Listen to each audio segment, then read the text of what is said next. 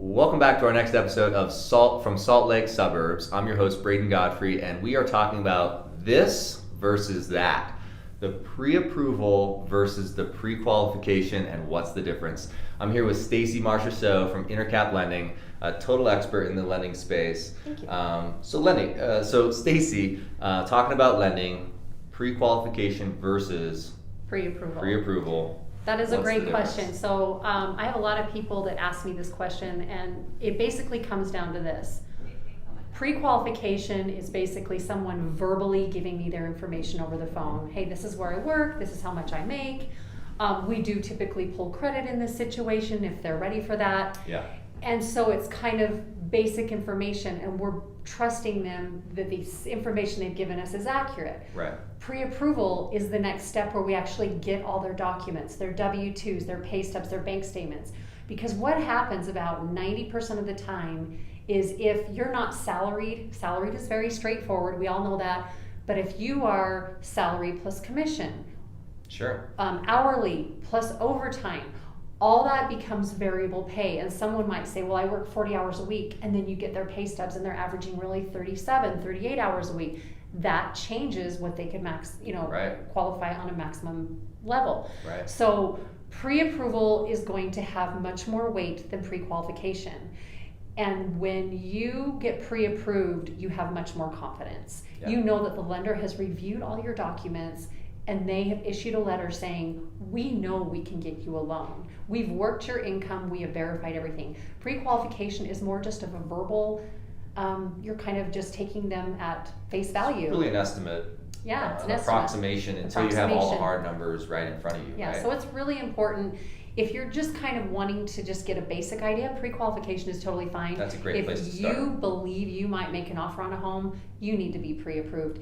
And again, listing agents will call me on those letters, and I love to be able to say, hey, we have all our stuff. And they will ask me, do you have these items? And if I say no, that piece of paper that I did that pre-qualification is almost as good as the paper. It weakens the offer at that point. Totally.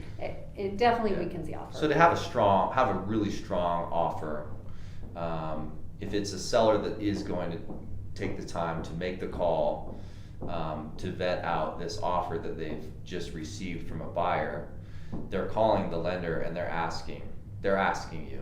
Yeah, for sure. And I want to be able to tell them. Is this pre-approved or is this pre-qualified? And what other information do you have? And so it is a good idea when it gets to that offer point to be pre-approved.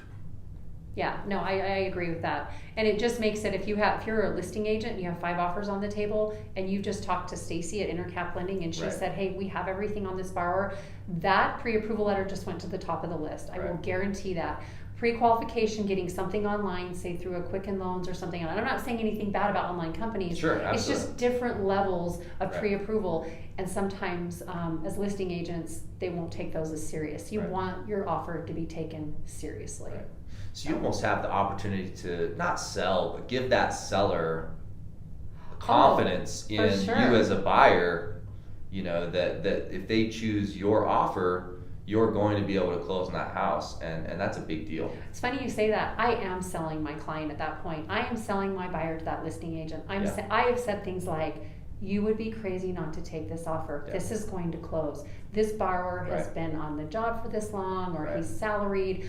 His credit scores are excellent. I will not give specifics. Obviously, we're not going to share private. Confidentiality. Fiduciary responsibilities. But heavens, I mean, we're going to sell that client because we want them to get that house. Right. So no, that's a good point. Yeah, and for a seller, when they receive this offer, right, and then they start reaching out to the buyer's lender like yourself and saying, hey, how strong is this buyer in terms of being able to close? That's a big deal also, because when a seller puts their home on the market, they're still paying a mortgage on that home, and sometimes a transaction process can take 30, 45 days. So if they've tied up their home and committed to selling their home to someone that for 30, 45 days that ultimately doesn't end up getting the financing, They lost that time. They've lost that whole 30, 45 days of time, and it costs them another mortgage payment, and now they've got to put their home back on the market and start the whole process all over. And if they're under contract on another home, they may have just lost that home too. Meaning, right. So it can be a double whammy for them. Right. So it really is a big part of the lending process and the real estate transaction process as a buyer. Pre-approved, first being pre-qualified. What's the difference? How it can impact you? So some more great insight from Stacy. Appreciate all your knowledge and expertise. Thank you. You're welcome. Yeah. Until our next episode, we'll see you then.